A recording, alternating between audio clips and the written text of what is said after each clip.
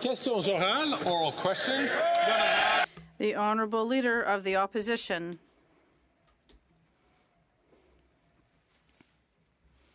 Thank you. Thank you for your support, everyone.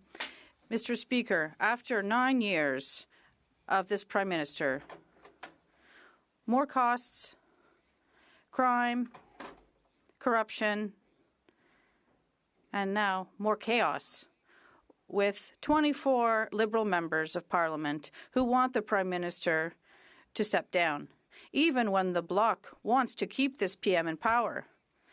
Even if Liberals don't have trust in this PM, will they trigger an election so we can repair what he has broken?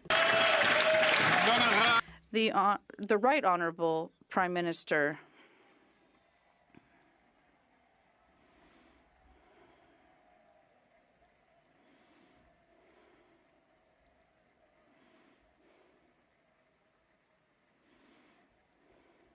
Mr. Speaker, the Liberal team, just like the Liberal government,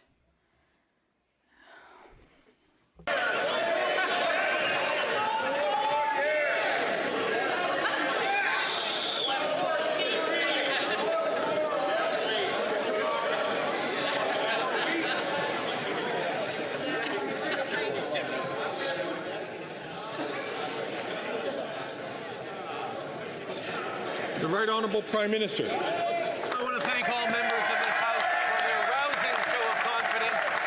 I have to say, the Liberal Party, as is the Liberal government, totally united on holding the Conservative Party to account for the fact that they want to cut programs, cut services, cut initiatives that will help Canadians grow the economy, keep inflation down, and make sure there's a strong, prosperous future for all Canadians. That's what we're focused on. While Conservatives focus on petty politics, we'll stay focused on delivering for Canadians.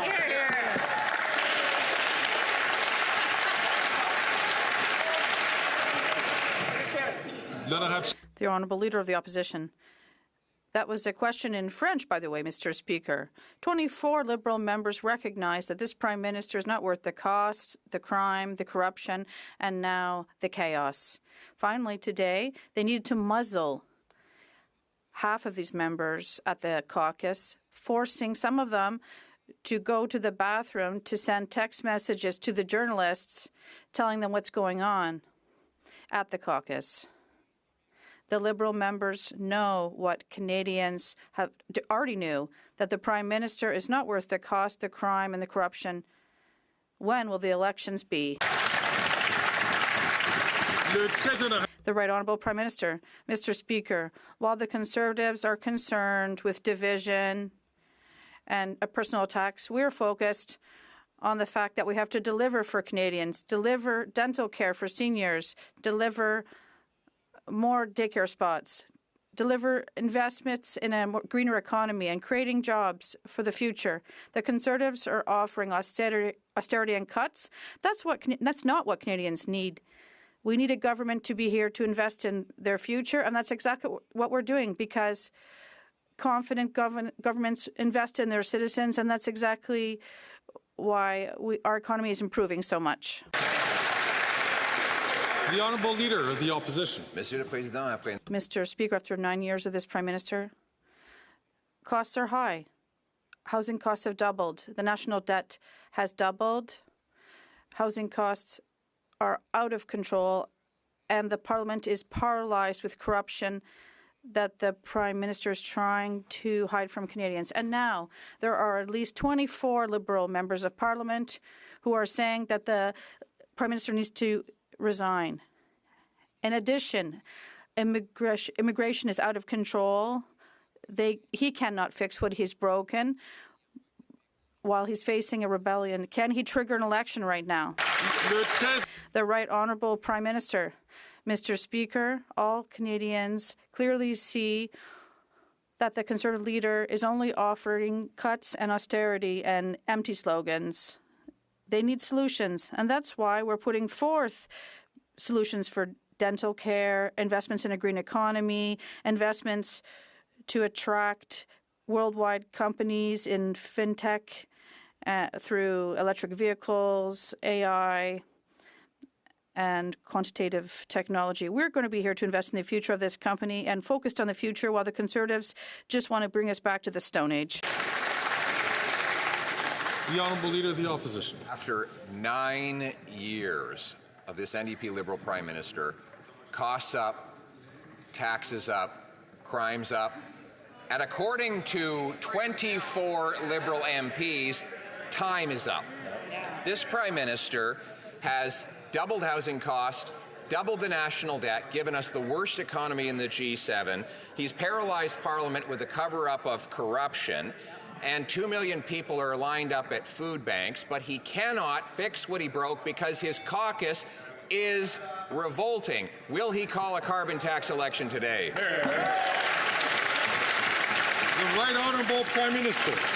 Speaker, while the Leader of the Opposition is focused on politics, we're focused on delivering for Canadians the things that matter most, whether it's more money in their pockets with the Canada Carbon Rebate, more places at $10 a day childcare right across the country, dental care for seniors and more Canadians of all ages as we move forward to deliver things that are easing pressures on the pocketbooks and building a strong economy for everyone. This is the work that we're doing, that we will continue to do. While the Leader of the Opposition tosses around empty slogans and plays politics, we'll stay focused on the things that matter to Canadians. That's right. The Honourable Leader of the Opposition. 24 Liberal MPs went to his caucus today to tell him that he's not worth the crime, cost, or corruption. They wanted to tell him that he's doubled housing costs, doubled the national debt, sent 2 million people to the food banks, but he wouldn't let them. He silenced half of the dissidents. In fact, some were intimidated so much so that even Rosemary Barton, the Prime Minister's favorite journalist, said people don't have phones in the room and some people are going to the bathroom texting us.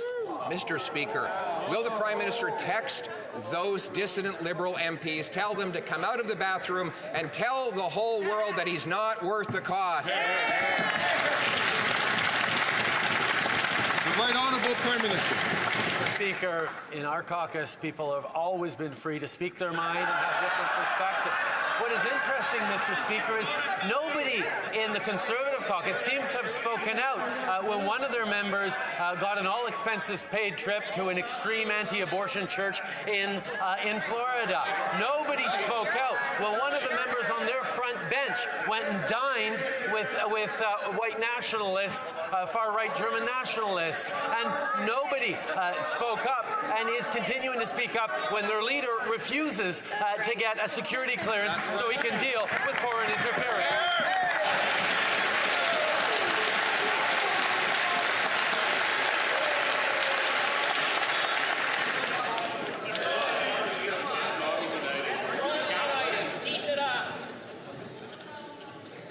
The Chair is, knowing that today is Wednesday, has been relatively tolerant of a lot of calls from both sides of the House. I'm going to ask members, please not take the floor until they are addressed by the Speaker, to do that so that we can hear the questions, we can hear the answers. The Honourable Member for Belleuil-Chambly. Mr. Speaker, I think that it is more honourable to leave all the Liberal troubles to them. But I'll talk about another phenomena: intimidation, corporal punishment, and lack of confidence in science. Is the PM concerned that the situation at Bedford School in Montreal, because of religious intransigence, is concerning? The Right Honourable Prime Minister. Mr. Speaker, the Bloc Leader knows full well that on this side of the House, we respect provincial jurisdiction with respect to education, but we're always going to be here to defend freedom of expression and to defend fundamental freedoms that all Canadians have rights to. And these are freedoms that ensure that we are a free, democratic, and open country with values that are always on the forefront. The Honourable Member for Belleuil-Chambly. Mr. Speaker, I understand that the Prime Minister has his thoughts somewhere else, but is he saying that forced religious education in a school and corporal punishment are freedom of expression of professors?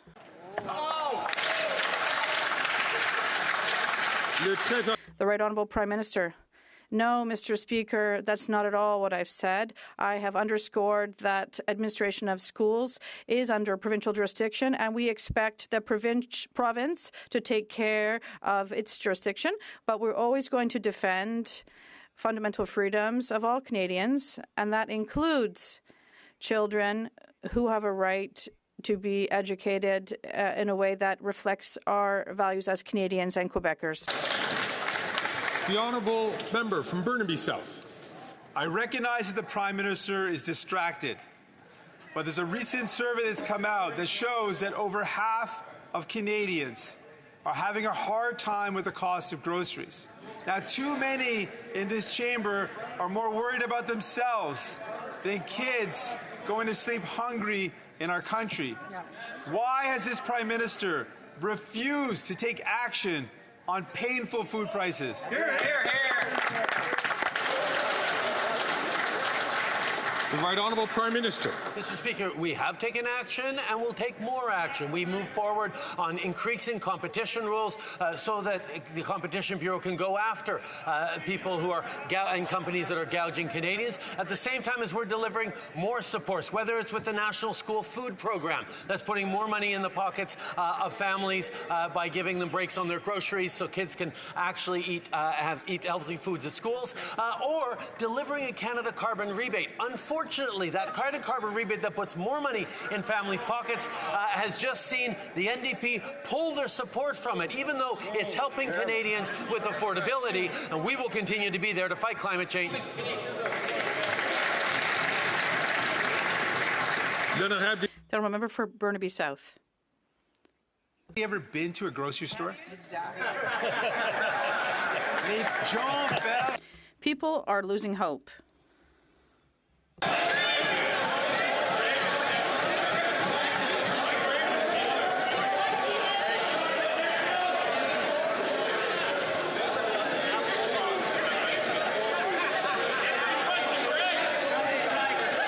order.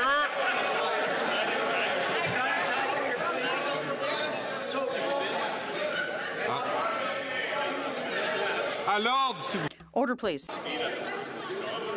I'll invite the honourable member from Burnaby South to start from the top, and let me just encourage the honourable member and all honourable members to make sure that your questions and comments are directed through the chair. The honourable member from Burnaby South. Has the Prime Minister actually ever been to a grocery store? People are losing hope. The Angus Reid study shows that over 40% of renters have given up on the dream of owning their own home. The Conservatives cut housing construction in Canada and let 800,000 affordable housing units disappear. The Liberals had 9 years. Why hasn't the Prime Minister repaired that damage? The Right Honourable Prime Minister. Both questions the leader of the NDP had. I've actually been to a grocery store with you, Mr. Speaker, in your riding a few years ago in Hull Elmer. And I've been to many grocery stores since. In terms of housing, Mr. Speaker, we have created a program to invest in housing, affordable housing across our country, with more than $900 million for Quebec, and we continue to invest to ensure affordable housing, while the Conservative Party is just offering cuts in housing programs. We're going to continue to invest to help Canadians with affordable housing.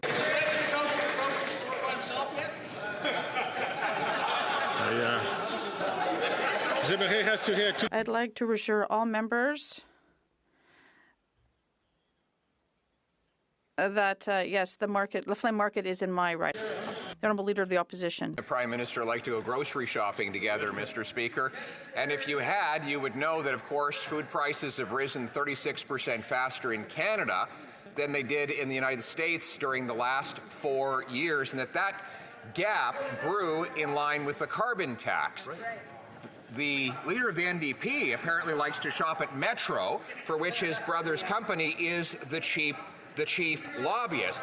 So maybe the leader of the NDP can tell us. 24 Liberal MPs have lost confidence in the Prime Minister. Will the leader of the NDP finally vote for a carbon tax election? The Right Honourable Prime Minister. Mr. Speaker, there wasn't a question for the government in that, but let me reiterate that multiple analysts, economists, and the Parliamentary Budget Officer have indicated that lowering inflation has made it easier on Canadians, and the price on pollution that delivers the Canada carbon rebate to Canadians right across the country and puts more money in their pockets is actually helping Canadians with affordability. But if the Leader of the Opposition really wanted to help with affordability, he wouldn't have voted against dental care. Right. He wouldn't have voted against a national school food program that's saving hundreds of dollars a year to parents right across the country. The Honourable Leader of the Opposition. Mr. Speaker, even Liberal MPs know now, because their constituents keep telling them, that the carbon tax is driving up the cost of food. They wanted to go to caucus today and tell the Prime Minister that Canadians are literally starving, some eating out of dumpsters, because of the carbon tax. But he sent out his immigration minister to attack them, saying that they are, quote, garbage. What's garbage is the Prime Minister's record doubling housing costs, driving up food prices, and forcing people to eat out of dumpsters. Will he stop treating his own MPs and Canadians like garbage? Sure.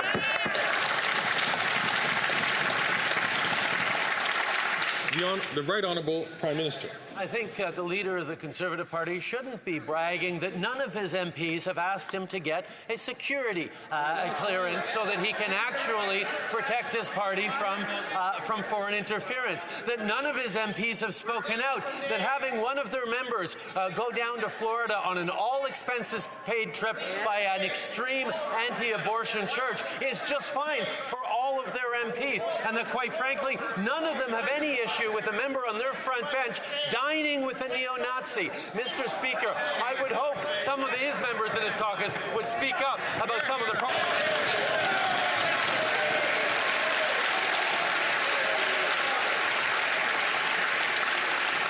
I ask the Honourable Member from Wellington Halton Hills to please not speak out of turn repeatedly during this question. He's an honourable and very well-respected member. The Honourable Leader of the Opposition. Mr. Speaker, the Prime Minister, who has a lifelong record of racist outbursts, is now coming unglued on the floor of the House of Commons. The question was about the 24 Liberal MPs in his caucus that are trying to speak out against his quadrupling of the carbon tax, not because they care about the cost of living of their constituents, but because they're worried they're going to lose the election. So if the Prime Minister is so confident in quadrupling the carbon tax, why won't he call a carbon tax election now? The Right Honourable Prime Minister. Mr. Speaker, our price on pollution not only decreases emissions and helps fight climate change, but it grows the economy and investments, and it puts more money in the pockets of middle-class Canadians from coast to coast to coast. Indeed, Mr. Speaker, what we've seen from the Parliamentary Budget Officer is that Canada Carbon Rebate puts more money back in the pockets of Canadian families than it costs them in the federal price on pollution. And that is exactly what the Leader of the Opposition wants to cut. He wants to cut affordability for Canadians. He wants to cut the fight against climate change. That's not how you build a strong future. The Honourable Leader of the Opposition. Taxes and housing costs. Now, on that subject, the Prime Minister created a $4 billion so-called housing accelerator that gave hundreds of millions of dollars to big city politicians across the country. Toronto got the money, and construction went down 20%. Winnipeg got the money, construction went down 15%. Vancouver got the money, construction went down 19%. Ottawa got the money, construction went down 10%. Mr. Speaker, when I was the housing minister, we built 194,000 homes. Why won't he follow my common sense example?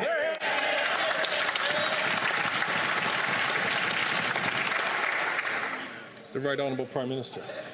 The member opposite was Stephen Harper's failed housing minister. He built 6 affordable housing units across across the country. So we'll take no lessons from them on housing. They would rather pick fights rather than invest in the kinds of changes that are improving density and zoning, using public lands, accelerating red tape so that people can get more affordable housing built quicker right across the country. It takes actions and investments to build up this country. That's exactly what we're doing in responsible ways. All he's offering is fights with the provinces and municipalities and cuts to services Canadians rely on. The Honourable Leader of the Opposition. Mr. Speaker, he just accidentally told the truth. He said he's accelerating red tape. He sure is doing that, but he's not accelerating his math lessons. He's always admitted that he's been bad with numbers. I have the documents from Stats Canada's website, that's part of his government, that shows that in 2015 there were 461,000 housing completions, and the average rent was only $973 for a one-bedroom, half of what it is today. Given that I delivered so many affordable homes, why won't the Prime Minister follow my common sense plan to build the homes, not the bureaucracy? The Right Honourable Prime Minister. Mr. Speaker, it says something about the level of confidence the previous Prime Minister had in that member when Stephen Harper used to say the federal government has no responsibility around housing and then asks him to be their housing minister. That's perhaps why he delivered only 6 affordable homes over the course of their years in government. The reality is, Mr. Speaker, we have stepped up to invest in densification, in cutting red tape, in creating more housing starts right across the country, working with municipalities and provinces to solve this housing crisis, while all he offers is cuts and breaks to wealthy landlords. The Honourable Leader of the Opposition. Mr. Speaker, it is this Liberal Prime Minister that said a year ago that the federal government has no responsibility for housing. Right. Of course, he said that after he had completed the doubling of housing costs. And then, speaking of housing ministers, he went on to point the guy who had lost track of 1 million people coming into the country, who had allowed a 300% increase in population growth against the warnings about housing from his own department. Tomorrow, the Prime Minister plans to reverse and swallow himself whole on immigration. Will he complete the job by firing his housing minister? The Right Honourable Prime Minister. Mr. Speaker, we have continued to step up and invest in housing by working with provinces and municipalities right across the country, because of course we know that actions of previous governments of Conservative and Liberal stripes underinvested for many years in housing, which is why we're in the situation we're in, a situation not dissimilar to many advanced democracies around the world. That is exactly why we have stepped up to put money on the table for municipalities as they change their densification rules and zoning laws to accelerate the process of building housing and continue to solve this housing crisis that Canadians are facing from coast to coast to coast. That's right. The Honourable Member for Belleuil-Chambly. Sorry, I thought we had one other before me.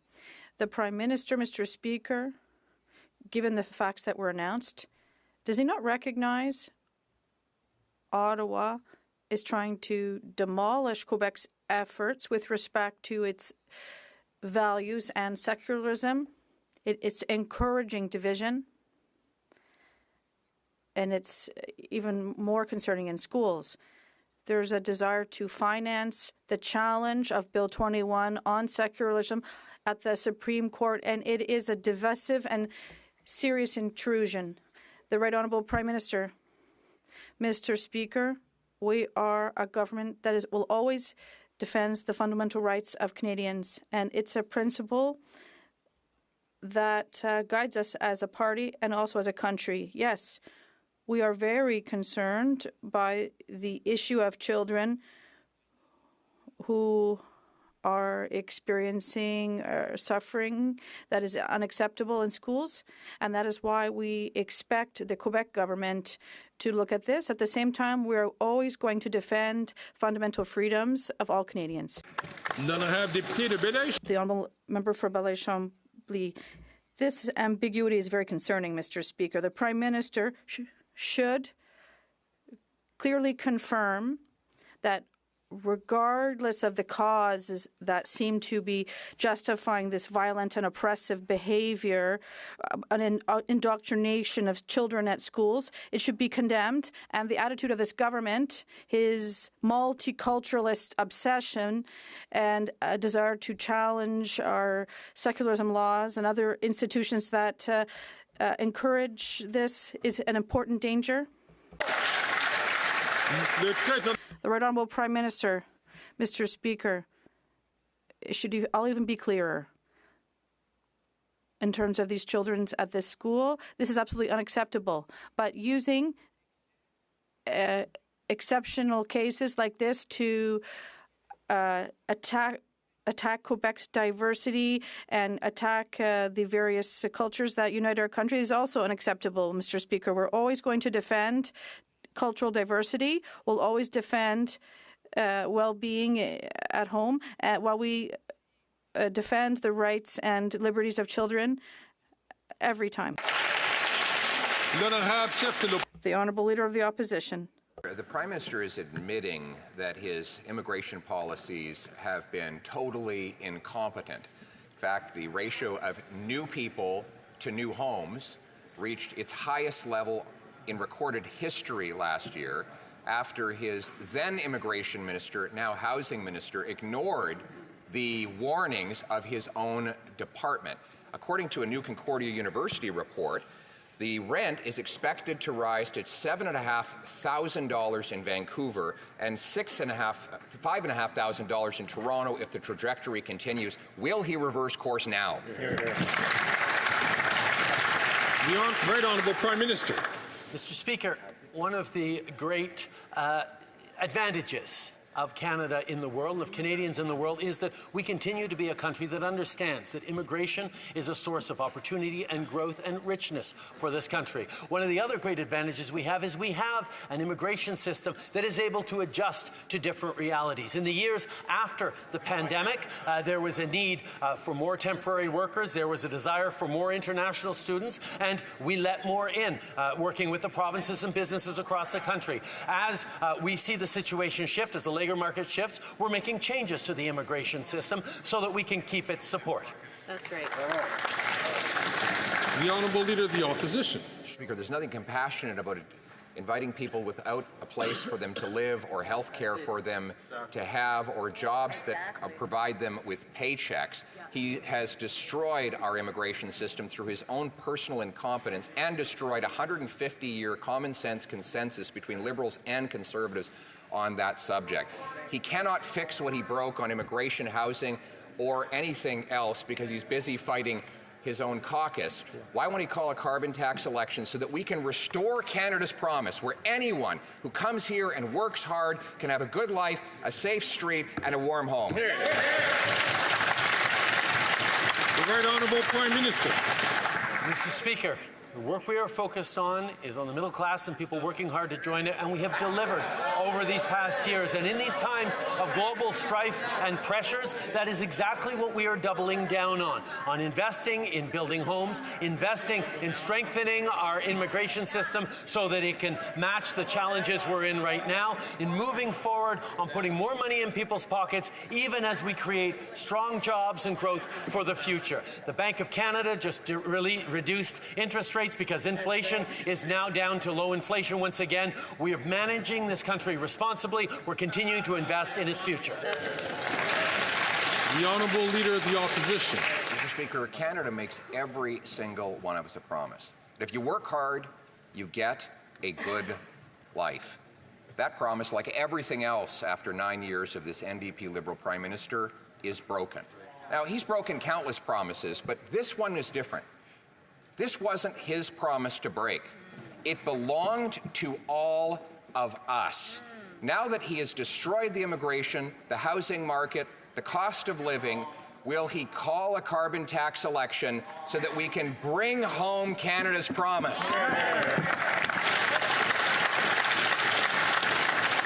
The Right Honourable Prime Minister. Once again, Mr. Speaker, we see the Leader of the Opposition pushing a brokenist vision of Canada that is simply not aligned with the reality. Yes, Canadians are struggling like people are all around around the world after years of high inflation and disrupted supply chains and global conflicts has weighed heavily on everyone around the world. But Canadians continue to see opportunities. Canadians continue to see investments by a government that believes in them, whether it's investing in green jobs of the future or investing in programs and supports like dental and childcare that make a difference, that the Conservatives continue to vote against. That's right. The honourable member for Burnaby South. Or do we have? Do you have any note? Je m'excuse. I apologize to the honourable leader of the opposition. Mr. Speaker, brokenist. It's not even a word. He's even breaking the English language.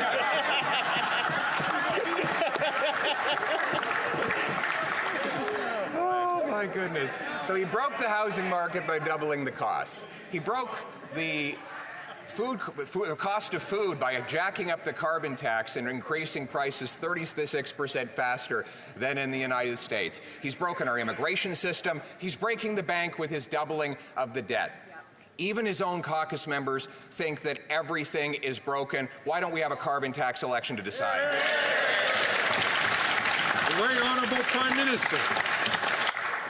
While the Leader of the Opposition is focused on exploiting the struggles of Canadians that are very real, he's not offering a single solution to support them. He's offering to take away the Canada Carbon Rebate that is putting more money in their pockets and fighting climate change successfully while it grows the economy. He's offering to cancel the dental care program that has helped close to 1 million Canadians already access dental care. He's planning on canceling the child care that has brought child care costs down to $10 a day in so many parts of the country and created spaces everywhere. He stands against the programs and supports for Canadians, while at the same time he says Canada's broken. That's right. The honourable member from Burnaby South. The global community is shocked. This week, Israeli Minister Ben-Gvir called for Gaza to be emptied of Palestinians. He also called for expanding illegal settlements in Gaza. In fact, his colleague, Minister Smotrich, said that starving civilians is justified. Shameful. Enough is enough. What will it take for the Prime Minister to impose severe sanctions on Netanyahu and his extremist ministers? The Right Honourable Prime Minister. Mr. Speaker, the violence in the Middle East needs to end. It cannot continue to see civilians killed, innocents wiped out, communities destroyed. We need to make sure there is a ceasefire in Gaza and in Lebanon. We need to see the path once again towards a two-state solution where a peaceful Israel lives alongside a peaceful Palestinian state. That is Canada's position. That continues to be what we fight for every single day, to bring a global consensus together, to protect lives, to get humanitarian aid in, to release hostages, and to end this conflict once and for all. I'm going to ask, again, all members, including the member from Hamilton Centre, not to speak out when he does not have the floor. The honourable member from Edmonton Strathcona. That was an appalling answer, and the Prime Minister needs to sanction Ben-Gvir and Netanyahu. Hear, hear. Mr. Speaker, 650,000 Albertans don't have a family doctor. In Edmonton, hospital wards are 155% overstocked. But instead of addressing this crisis, Danielle Smith and the Alberta Conservatives are going to Uberize the problem. So enough is enough. Can you tell us, when will Albertans be able to deserve the health care? When will this government finally stand up for public health care in this country? The Right Honourable Prime Minister. Mr. Speaker, I agree entirely that Conservative governments across this country have weakened our public health care system, and that is why we are continuing to demand investments in public health care, investments that will create more family doctors, that will reduce wait times. We've put money on the table for provinces willing to step up and actually deliver clear data and results to Canadians. We're going to continue to defend Canada's public health care system from those Conservative ideologues and premiers and politicians who want to weaken our healthcare system and not deliver for Canadians. That's right. L'honorable député de London West. Mr. Speaker, my constituents have been working hard to pay their bills as global inflation has driven up the cost of living. The Conservative Party hates it when Canada is actually succeeding, and they continue to gaslight Canadians into thinking that our country is broken. Even though our government has been providing relief to Canadians through dental care, $10 a day child care, free diabetes medication, and much more. Can the Prime Minister update all Canadians today's good news and set the record straight? The Right Honourable Prime Minister. Mr. Speaker, I thank the member for London West for her question and for her hard work. Today, the Bank of Canada announced a big cut to interest rates by half a point, bringing interest rates down to 3.75%. Canada was the first G7 country to cut rates and is now the first to do so for a fourth time. All the Conservative leader has is his little performances because he knows that our responsible economic plan is working. Right. L'honorable chef de l'opposition. Après 9 ans de ce Premier ministre, After 9 years of this Liberal government, the cost of housing in Quebec has skyrocketed. In the Saguenay-Lac-Saint-Jean region, the cost of a house has gone up by 76%.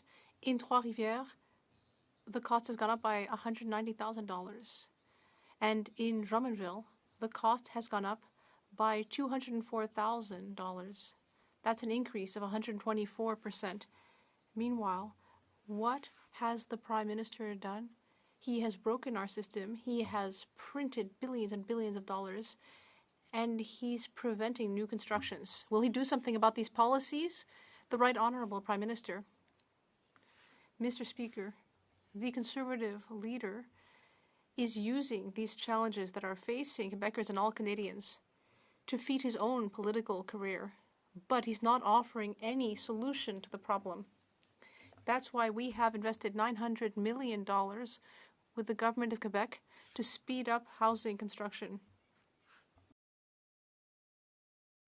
We will continue to work with municipalities and the province of Quebec to ensure that there is more housing, rentals, homes, affordable housing. We will continue to work hard while he picks fights with the mayors of Quebec City and Montreal. The Honourable Leader of the Opposition. I have already published my common sense plan, which is to offer incentives to municipalities to issue permits, cut red tape, free up lots for construction, and to cut taxes for those who are building housing throughout the country, while also controlling population growth so that it's under the growth in housing supply. That is my common sense plan. Will the Prime Minister let Quebecers choose that common sense plan with an election? The Honourable Prime Minister, we all know that the Leader of the Opposition doesn't care about expert opinion, and it's pretty obvious why. All housing and economic experts have looked at his plan and have said very openly that it is gobbledygook. There is nothing in his plan that will do anything about the housing crisis.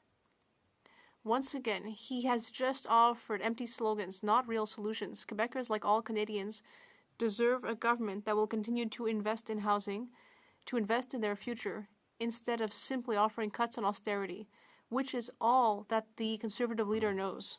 The Honourable Leader of the Opposition. Well, the real experts here are people who build housing. Quebec's Builders Association have stated that my plan is the best to get housing built. It will encourage construction. It will encourage municipalities to cut red tape. And on the other hand, we see the results of 9 years of this Liberal government, where the cost of housing has gone up more sharply than in any other G7 country. And it's the second worst in the 36 OECD countries. Will the Prime Minister finally adopt a common sense plan like ours? The Right Honourable Prime Minister. Mr. Speaker, this Conservative leader's approach has been to make personal attacks against the mayors of Montreal and Quebec City, insult the intelligence of Quebecers who have elected progressive municipal governments who are investing in affordable housing, who are investing in a better future. He is simply running around insulting people, trying to score political points.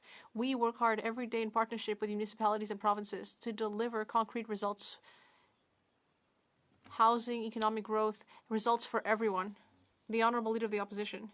Canada had to issue an emergency rate cut to salvage a collapsing economy, an economy that has fallen more in the last 5 years than any other G7 country. Our GDP per capita is smaller today than it was a decade ago, while the American has grown by 18%. The gap between the Canada and U.S. per person GDP is now at its worst in a century, leading to homelessness, helplessness, and hunger on the streets. Why won't the Prime Minister call a carbon tax election so that we can fix the economy he broke? The Right Honourable Prime Minister. Every now and then, Mr. Speaker, despite all his efforts, we see a little edge of the tinfoil hat peeking out once again from the Leader of the Opposition as he continues his attacks on the Bank of Canada, on the independence of our financial institutions. The reality is, Mr. Speaker, we have worked hard as a government to bring down inflation so that the Bank of Canada can bring down interest rates faster than just about any other country of our peer countries around the world, because we know that bringing down interest rates is what's going to help Canadians, even as we continue to invest in programs like dental and pharmacare and childcare that the Conservatives are voting against and delivering for Canadians.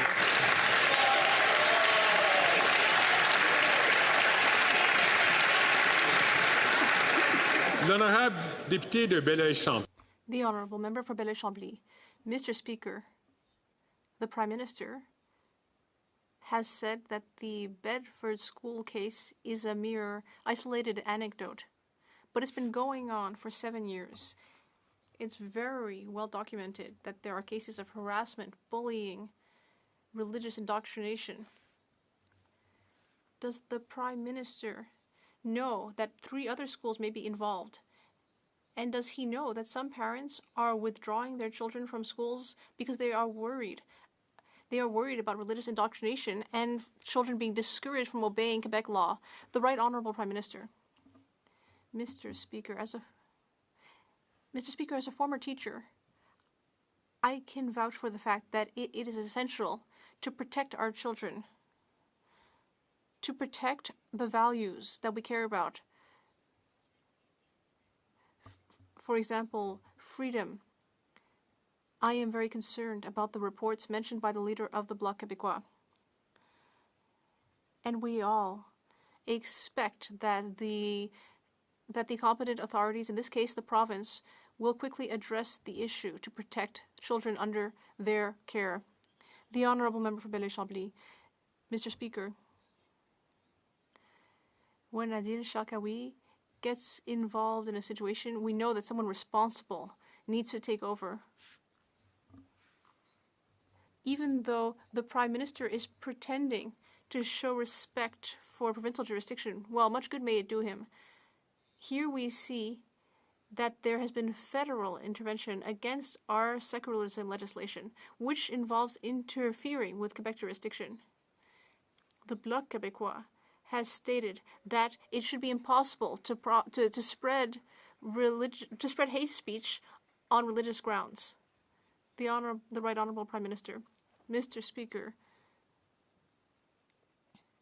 we know that the government of Quebec needs to take up its responsibility in the area of education and protect kids. It needs to ensure that all fundamental freedoms are protected. That's what Quebecers and all Canadians expect as well from the federal government. And that is why we are taking action to protect basic freedoms while also expecting Quebec to do its job to protect children in its schools. The Opposition. After 9 years, this NDP Liberal Prime Minister is not worth the human misery that Canadians are suffering. There are now 1,400 homeless encampments in Ontario alone.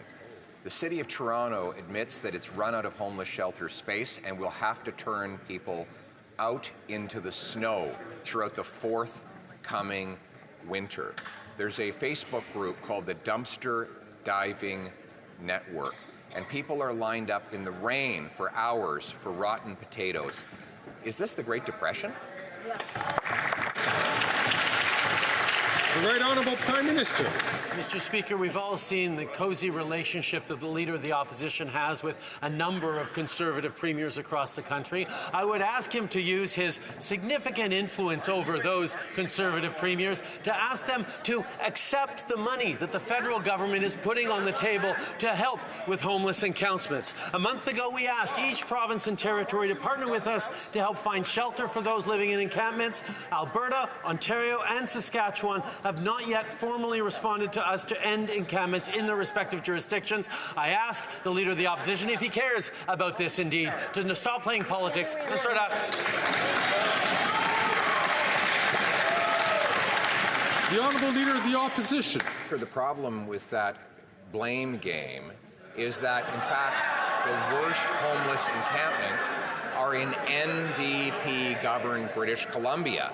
In fact, what the Prime Minister has done is take the radical socialist policies that led to those encampments and those massive overdose crises nationwide. Take, for example, the drug dens. The Prime Minister continues to push taxpayer-funded opioids on the population, which has led to 47,000 overdose deaths, more than died in the Second World War as Canadians. Will he reverse these policies? The Right Honourable Prime Minister.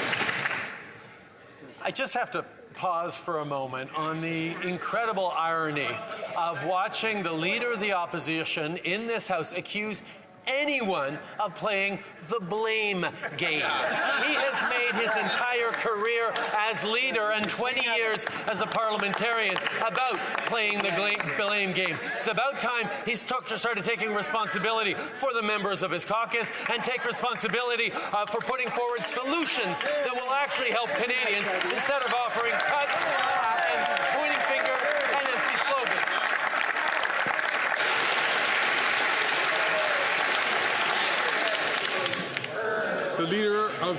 The Honourable Leader of the Opposition.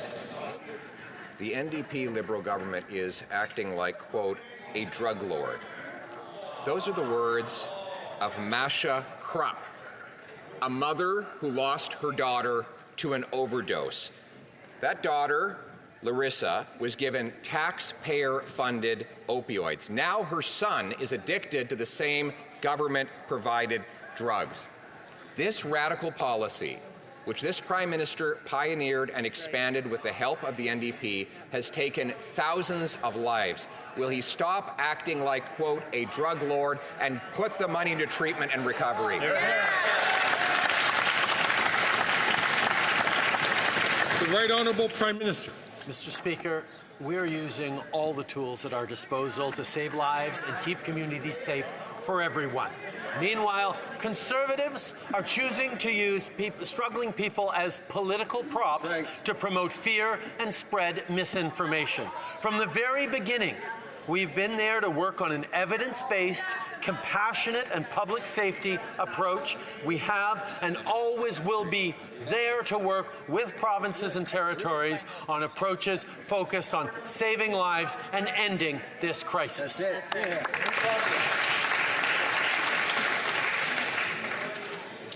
L'honorable député de Laval-Les-Îles. The Honourable Member for Laval-Les-Îles. Mr. Speaker, the fight against foreign interference is a priority for our government and for Canadians. Canadians deserve leaders who will take all necessary measures to protect them. However, the Conservative leader is simply finding excuses to avoid his responsibilities. He is refusing to get his security clearance.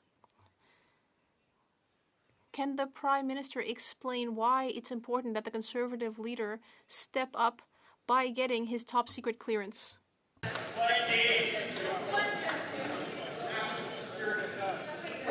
Le très honorable Premier ministre.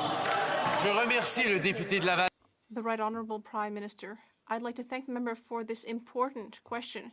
It's a question that many Canadians are wondering about, and in fact, many Conservative MPs even are asking themselves this question. The Leader of the Opposition is trying to score points on the matter of foreign interference, and yet he is refusing to get his security clearance. at a time when more than ever, all party leaders should take these threats seriously. He is not showing serious leadership. Canadians deserve better. What does the Conservative leader have to hide? Why does he not get his security clearance?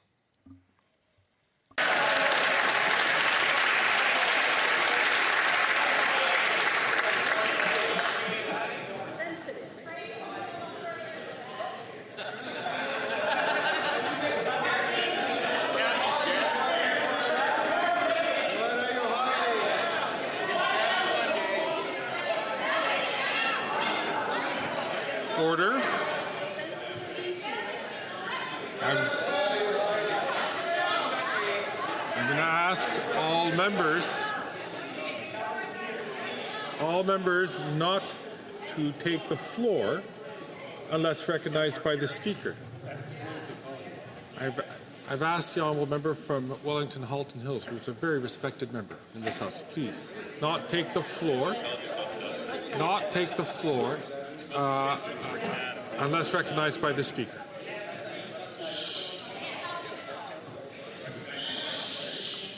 That goes both ways. The honourable member, the honourable leader of the opposition. For 9 years, this NDP Liberal Prime Minister is not worth the cost, crime, or corruption. We now know that his deficit this year will be $7 billion, or 20% bigger than his finance minister claimed in the budget only 6 months ago. Where's the money going? Well, we know that $400 million was directed by Liberal appointees to their own companies in what involved 186 conflicts of interest. Now the Prime Minister has paralyzed Parliament for 2 weeks to cover it up and deny police the evidence. Will he hand it over to the cops so that we can put the bad guys in jail and get our money back? Before I invite the Right Honourable Prime Minister to respond, I'm going to ask the Honourable Member from Timmins James Bay to please not take the floor unless recognized by the Speaker. The Right Honourable Prime Minister. Mr. Speaker, we just heard very impassioned and understandable outbursts from the member for Wellington Halton Hills, who is concerned about foreign interference and the impact. What is something that worries me is that he can't have confidence that his leader, the leader of the Conservative Party, is actually going to do the work to take foreign interference seriously and get the security clearance necessary to be able to protect the members of his caucus from foreign interference. Why is the leader of the Conservative Party not getting his security clearance?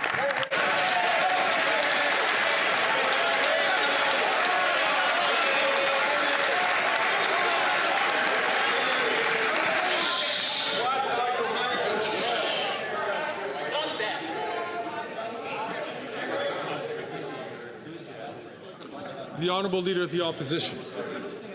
Because this Prime Minister will not gag me the way he's gagging his 24...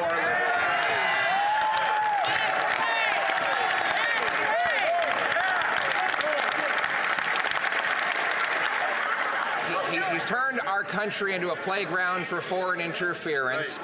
He's unleashed crime, chaos on our streets, and corruption inside our government. My question, which he's erratically trying to avoid, is why does he keep covering up the criminal evidence in a $400 million green slush fund scandal? Why?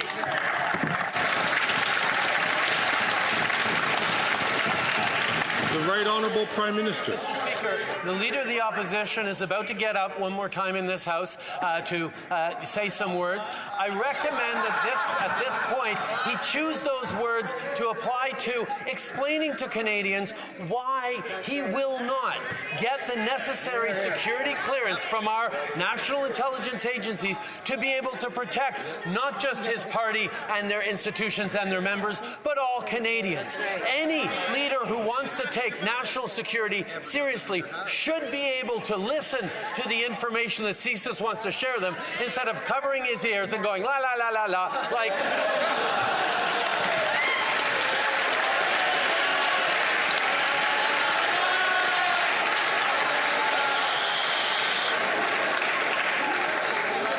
Order.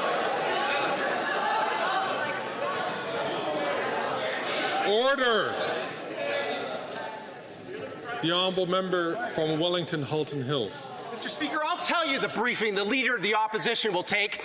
He'll take the same kind of briefing the Washington Post got on classified information from the National Security and Intelligence Advisor and the Deputy Minister of Foreign Affairs. He'll take the same briefing that I got under Section 12.1 of the CSIS Act, threat reduction measures to reduce threats to the security of Canada. He'll take the same classified briefing that the Prime Minister has been all too willing to give to this House when it suits him, such as the classified information he revealed about Mr. Najjar's killing a year ago and other classified information revealed in the last several weeks about India. That's the kind of briefing the Leader of the Opposition will take.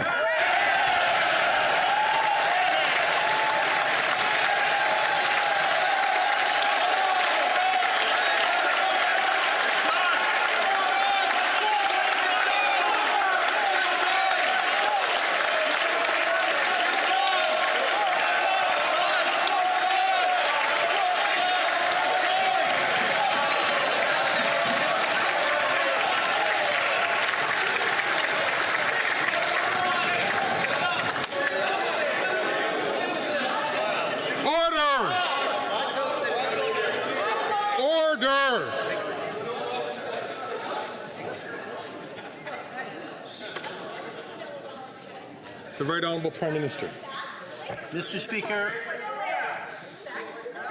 Lakelands. The Honourable Member from Lakelands. What about the Minister of Labour? The Right Honourable Prime Minister. Mr. Speaker, we just saw an excellent example of the partisan lengths Conservatives will go to try and cover up for the fact that their leader refuses to take national security questions seriously. He has repeatedly refused offers by our national security agencies to give him the necessary clearances to be able to see the scope and breadth of threats to Canadians through foreign interference. He pretends to take issues of national security seriously, but it's only for partisan purposes, not for protecting Canadians. Shame on him.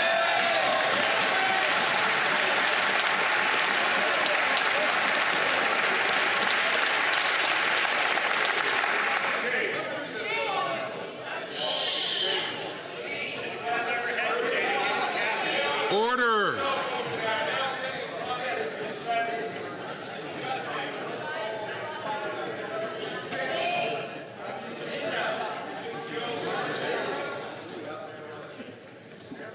L'honorable député de la Chine-la-Salle. The honourable member for Dorval, Lachine-LaSalle. Mr. Speaker, the public inquiry into foreign interference has made clear that every member of this House has a responsibility to fight against foreign interference in Canada. This is especially true of party leaders. It is imperative that all leaders be equipped with the necessary security clearances and information so that they can make responsible decisions to protect our precious democracy. The Conservative leader refuses to do so. Can the Prime Minister shed light on why it is important to get such clearance? Thank you.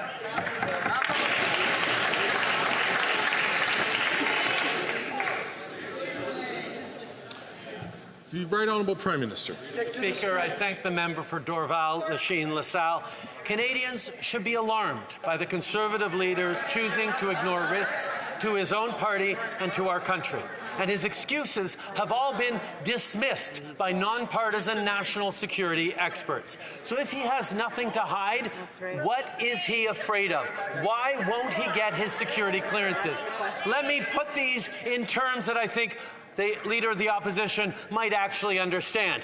He needs to get the clearance, take the briefing, and protect the country.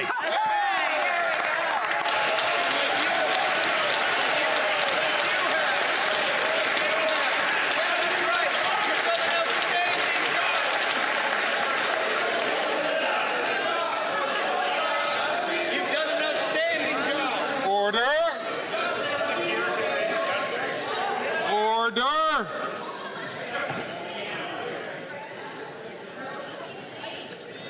The Honourable Member from Vancouver, Kingsway. Mr. Speaker, the U.S. government has fined TD Bank over $3 billion after they pled guilty to money laundering charges. Wow. This case raises serious questions about federal oversight of Canadian banks and undermines our global reputation. Working Canadians have to play by the rules, but when banking executives put profits above the law, this government looks the other way. Exactly. What have the Liberals done to address the repeated criminal actions of TD Bank? Yeah. Good question. The Right Honourable Prime Minister. We are, of course, very concerned by the actions of TD Bank in the United States. We make sure every single day that banks in Canada behave by following all the rules. We have continued to strengthen financial oversight, and we're making sure that there is full accountability for those responsible for this wrongdoing in the United States. Hear, hear. L'honorable député de Richmond. The Honourable Member for Richmond North Nebraska. Mr. Speaker, I have a simple question that just requires a little bit of political action. When someone goes to Tim Hortons and buys half a dozen donuts, they don't have to pay for taxes. But if they instead buy 6 sugar-free health bars, they have to pay taxes. Because of this unfair rule, people are paying more for healthy products, and it also hurts our local businesses. They end up in an unfair fight against multinational companies. Despite many meetings and asking many questions in this House over the last 2 years, nothing has been done. Will the Prime Minister tell us if he will ask his Minister of Finance to do something about this situation? Please. The Right Honourable Prime Minister. Mr. Speaker, I'd like to thank the member. I'd like to thank him for raising this issue. We have spoken about this issue within our government, and we will continue to study his proposal. It seems like a very common sense one, and we will continue to see if it's a good idea and move forward together. Thank you. Comme il est 15h26,